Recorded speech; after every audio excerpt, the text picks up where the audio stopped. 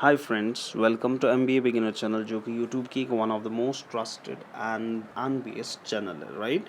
अभी जो हमारा सीरीज चल रही है वो चल रही है इंटरनेशनल बिजनेस, राइट। इससे पहले हमने ऑलरेडी क्या कौन सी सीरीज़ पढ़ी है, CRM हमारा पूरा कंप्लीट है, राइट। हमारा जो है international market export marketing complete है, हमारा जो है हॉस्पिटल एडमिनिस्ट्रेशन कंप्लीट है। उनकी लिंक आपको ऊपर आई बटन में मिलेगी। उसके बगैर भी अगर आपको लग रहा है कि उन 3 सब्जेक्ट्स में हमें कोई टॉपिक रह गया है जो कि आपको इम्पोर्टेंट लग रहा है, तो आप कमेंट सेक्शन में ज़रूर बताइएगा।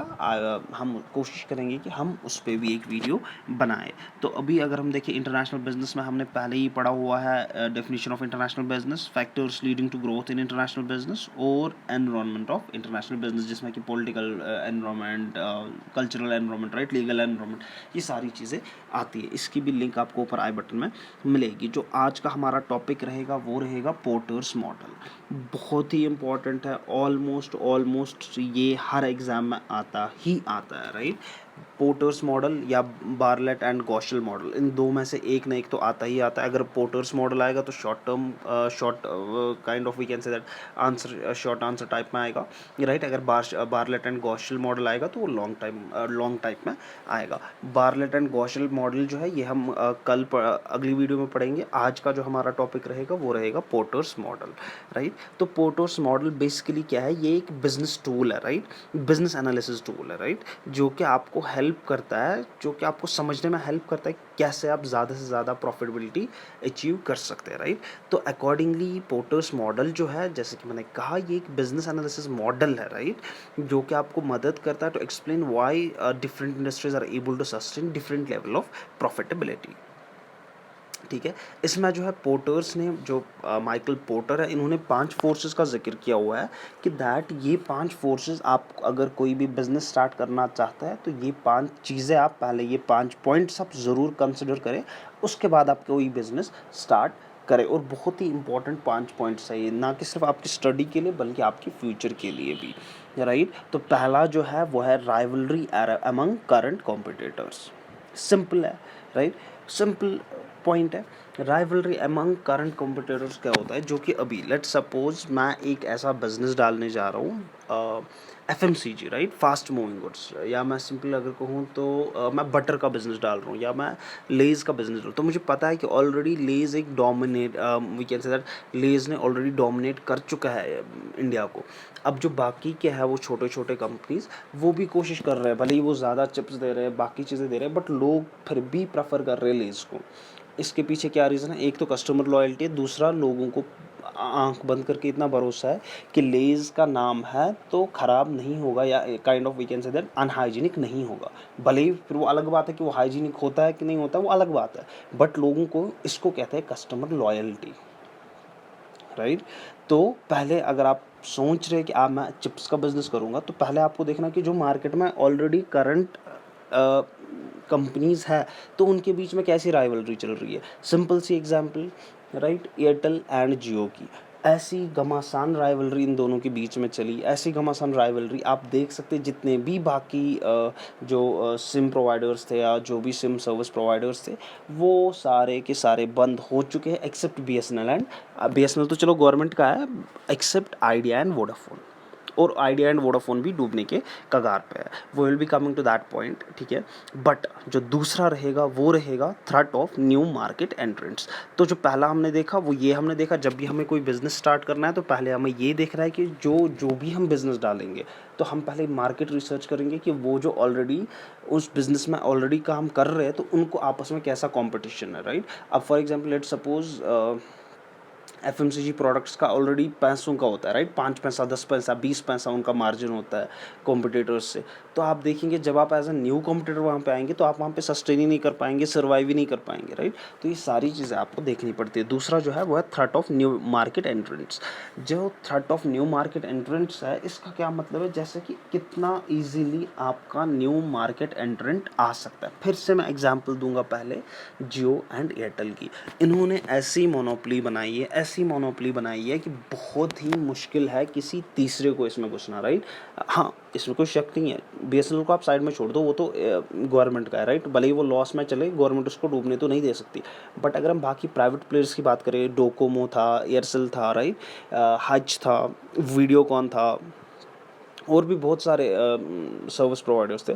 बट अभी कितने हैं? अभी सिर्फ 3 हैं इंडिया में, राइट। एक तो है Airtel, Jio and idea Vodafone, जो कि कभी भी डूब सकता है, राइट। तो ये 3 है। अब ऐसा इन्होंने मोनोपोली बनाई है कि अगर कोई आना भी चाहेगा तो नहीं आ सकता। क्यों? पहले ही वहाँ पे बहुत ही ज़्यादा पैसा उसको खर्च करना पड़ेगा, राइट। बहुत ही ज़्यादा उसको इन्वेस्टमेंट करनी पड़ेगी। And second most important point, उसको एक इंफ्रास्ट्रक्चर नए से बनाना पड़ेगा, जो कि ऑलरेडी यहाँ पे एयरटेल और जियो का बन चुका है, चाहे वो 4G हो या 5G हो, राइट।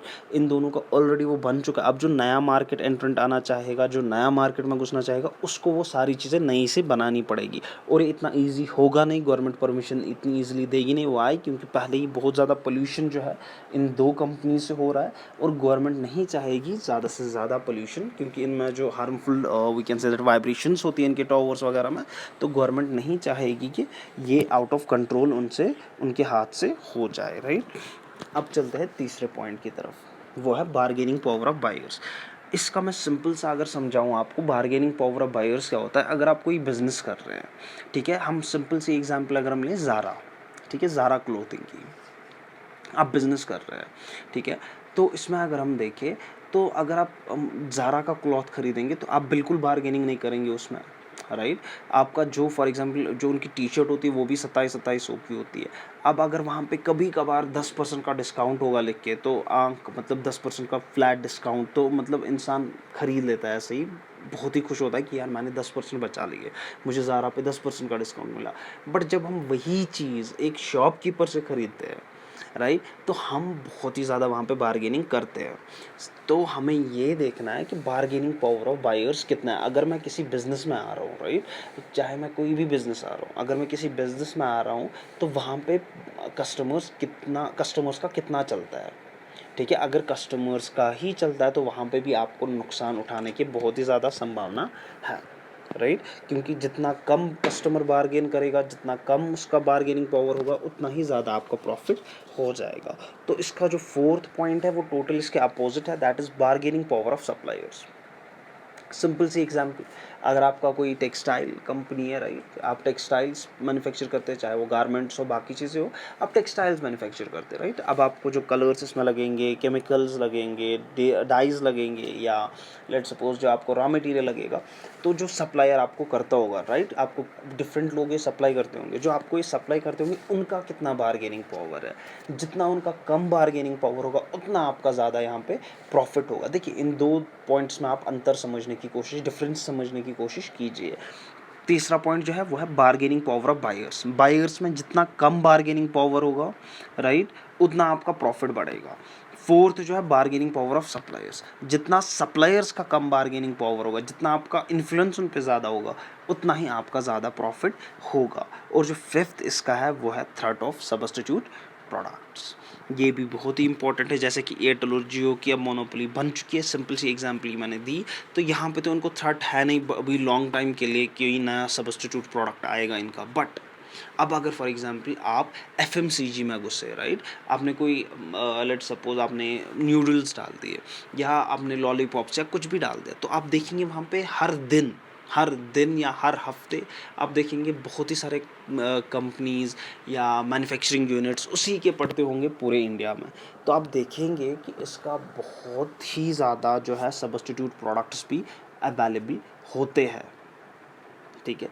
तो आपको ये सारी चीज़ें जो है अकॉर्डिंग टू माइकल पोर्टर, और ये बहुत ही इंपॉर्टेंट है, जैसे कि मैंने स्टार्टिंग में ही कहा, चाहे आप बिज़नेस करना चाहते हो, चाहे आप एग्ज़ाम के लिए पढ़ना चाहते हो, इसीलिए ये बहुत ही इंपॉर्टेंट मॉडल है। क्योंकि इसमें पोर्टर ने बहुत ही इंपॉर्टेंट 5 पॉइंट्स सटीक, बिल्कुल छोटे बट बिल्कुल सटीक 5 पॉइंट्स बताए। कौन कौन से पोर्टर्स मॉडल में कौन कौन से 5 पॉइंट्स हैं? एक तो है rivalry among current competitors, right, दूसरा जो है वो threat of new market entrants, तीसरा जो है वो है bargaining power of buyers, fourth जो है bargaining power of suppliers, fifth जो है थ्रेट ऑफ सब्स्टिट्यूट प्रोडक्ट्स। तो ये जो था ये सारे का सारा था पोर्टर्स मॉडल। अब जो हम अगली वीडियो में पढ़ेंगे वो हम पढ़ेंगे बार्लेट एंड गॉशल मॉडल।